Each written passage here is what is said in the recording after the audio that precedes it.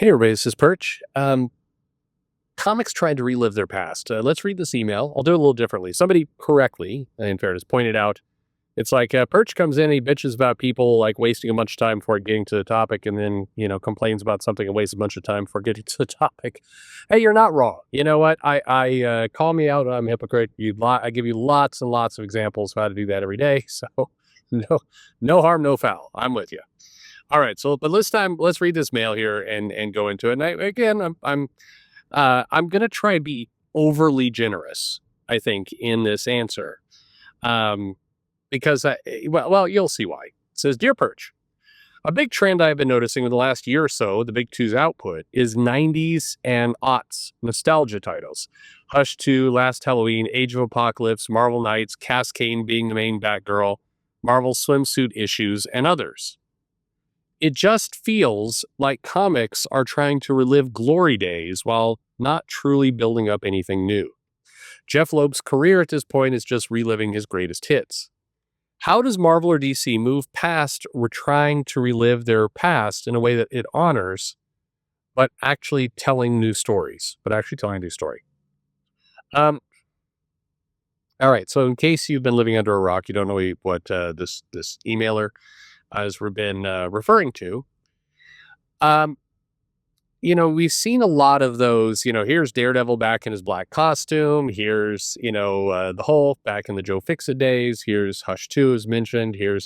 There's a lot of that kind of here's classic superheroes. And honestly, I heard this take, and at first I thought it was crazy, but the more I've thought about it, the more it actually does make a little bit of sense. The absolute line, this takes nothing away from the creativity that's going on there, but the absolute line is a little bit of that. It is a little bit of reliving the glory days of a very different kind of Ultimates universe from the past, for the more recent past. It's also, if you look at some of the kind of the core nature of those stories, there is a classic feel to them.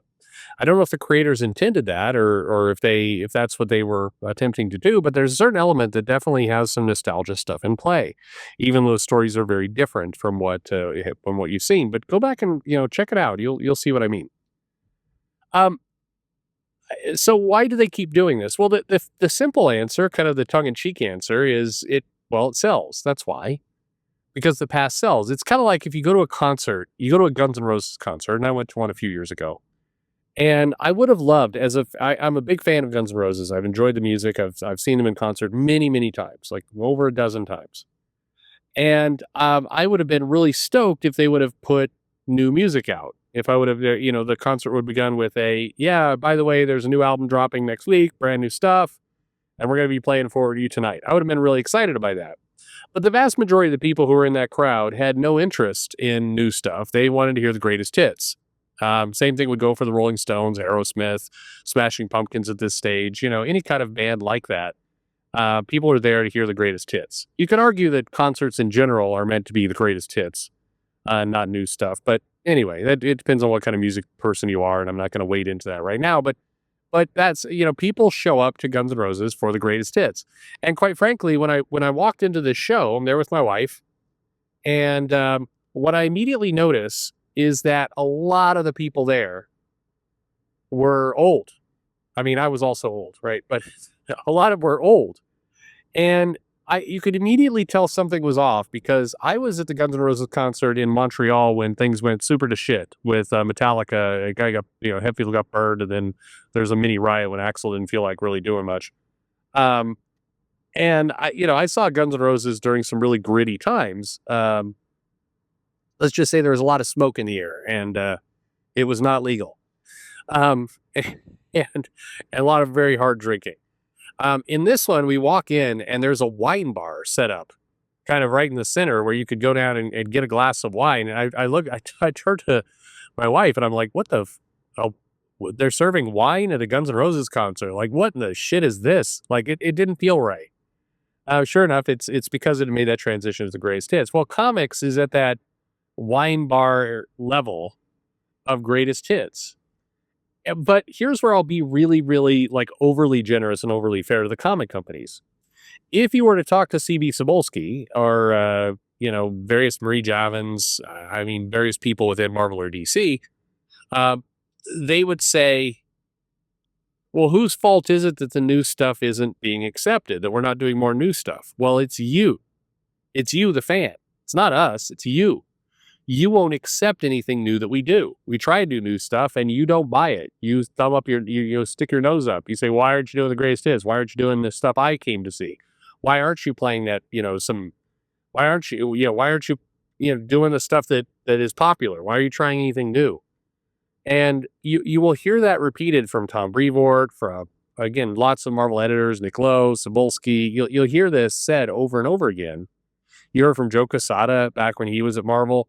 This idea that the reason why we're relying on the greatest hits is because you, the fans, force us to relive the greatest hits. You're not allowing us to move forward because you're not running out and buying, the Unstoppable Wasp or, Gwenpool or, Squirrel Girl, or you're complaining like, why is Miss Marvel isn't in too much? Or, that's why. And here's where, work with me here. I don't believe what I'm about to say, but it's worth saying anyway. If we're looking at something like, say, Squirrel Girl, all right, and you look at 1960s Spider-Man, the first 12, 24 issues of Spider-Man, is Squirrel Girl tonally about the same as Spider-Man? Steve Ditko's art was a departure. Was the Squirrel Girl art also a departure from norms? Was Spider-Man, in the early days taken ultra seriously? Not really. I mean, we have kind of rose-tinted memories of some of this stuff. Look at the X-Men. I mean, you had Bobby turning himself into a snowman. You had all kinds of goofy shit in there. If the first 12 issues of X-Men, are they really that much different from, let's say the first 12 issues of Miss Marvel or Unstoppable Wasp? Are they that different? Now, the answer is sort of yes, but it's a little bit trickier to point out its differences than you might think. And I would offer this. If Spider-Man, or if there was some new comic that it was basically Spider-Man. Spider-Man didn't exist in the 60s, and suddenly they tried to launch it in 2024. Would it be popular? And the answer is just as it was, right? Same art style, same kind of issue, same story. Would it be popular? And the answer is probably no. Does that mean that, Spider-Man's a bad comic and it should have been successful in the 60s? Well, no, it just means that sensibilities and what was popular in a comic and what people wanted to read and the audience at the time were different in the 60s than they are in, 2025, 2024. They're different. The audience has evolved. And so what's going to make a new title successful today is different than what would have made a new title successful in the 60s. Just different. And furthermore, I don't buy this argument, and maybe this whole video in itself, I don't buy the Tom Brevoort, Cebulski, like, we keep trying new things and you, the fans, reject them. And that's why, you get the nostalgia stuff. Well, no, but you're not doing, you're doing it purely as a nostalgia play. You're not actually trying to invent, you're not actually trying to bring, the old and the classic forward. You're just doing kind of mini series. You're doing the greatest hits album. You're not playing new songs. And to play new songs, I mean, if I'm going to use a music analogy, it'd be this. All right, Guns N' Roses. If you bought Appetite for Destruction and you bought Use Your Illusion 2, the difference between a Sweet Child of Mine or Paradise City and a November Rain or Don't Cry is significant. There's some musical differences between the two. The band evolved. You can look at Nine Inch Nails from how they were with Pretty Hate Machine to Ghost, or you could look at the evolution of how music has changed, and music has changed significantly in a lot of cases. But it didn't completely alter. And if I'm comparing it to comics, it's a little bit like saying Spider-Man in the 60s became Spider-Man in the 80s, became Spider-Man in the 90s, became Spider-Man in the aughts, and it was telling different stories. The Steve Ditko first 10 issues of Spider-Man are very different than the, DeMatteis, Zek, Craven's Last Hunt. Wait, is that? Yeah, and whatever. It's totally very different stories. McFarlane's run on Amazing Spider-Man is very different from, Amazing Spider-Man #2. There's dramatic changes. However, it's still, at least somewhat the same. It's in the same family. It would be like if Guns N' Roses said, all right, for our next album, there will be no guitar. Instead, it's going to be cello and it's going to be pan flutes. And Axl Rose is being replaced with a woman, but we're still calling it Guns N' Roses. Well, okay, obviously that's not Guns N' Roses anymore. It's different. And in comics, I think it is. I don't want to say gaslighting, because that word is overused, but I think it's a bit misleading to say, "Hey, you said you wanted new things. We gave you new things. We gave you Squirrel Girl. We gave you the Unstoppable Wasp. Why isn't that being accepted with open arms like the Avengers and Iron Man and Fantastic Four and Spider-Man?" Even if tonally in 2024, a Miss Marvel is very similar. I think the G. Willow Wilson run of Miss Marvel was very similar to the original run of Amazing Spider-Man. But the Amazing Spider-Man went through a lot of evolutions, from the 60s through the 80s through the 90s. I'm not skipping the 70s for any given reason, but it basically went through a lot of evolutions through the decade. You put out a brand new character, brand new comic, you make it like the 60s, it might work, but it might not either. Comic fans and tastes have changed. They've evolved. And so just saying, hey, we did something new, you didn't accept it, so you won't ever accept anything new, so therefore we're going to give you half-hearted greatest hits comics that are in the form of limited series, that's a little bit like saying, hey, you used to like Guns N' Roses. We rolled out the new Guns N' Roses, but, there's no guitar, no drums, it's pianos and pan flutes and, a woman singer, and you didn't like it. So therefore you get nothing now. We're just going to keep playing greatest hits. That's it.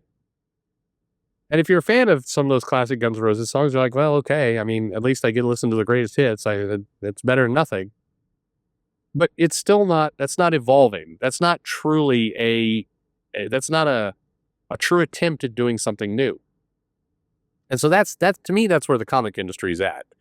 It's not that these titles, it's not that I'm, like people on Reddit would say, it's not like Perch eats all the girl titles. No, I don't. But if you want to make like an Unstoppable Wasp comic work, then you're going to have to figure out what makes superhero, you're in the superhero genre, remember, what makes a strong top-selling superhero comic in 2024, 2025? And one answer might be, hey, the Absolute Batman seems to be doing really well, seems to be selling well. All right. What is Scott Snyder doing? Well, he's doing a little bit of Frank Miller in there, and there's a little bit of over-the-top action and a little bit of, a little bit of nostalgia, a little bit of tease, a little bit of Easter egg type stuff. And, he's going for action and big build in a superhero comic and people responding to it. By contrast, I'm not just picking on the Wasp title here, but by contrast, the Wasp wanted to tell kind of a silly rom-com type story in a comic where the conflicts are more about, personal identity, and we're going to do some, light MCU style humor with some sciencey stuff. And, why isn't it successful in comic books? I think comics absolutely have the potential to do things new. I think the Absolute line is an example of that. The Ultimate line is an example of that.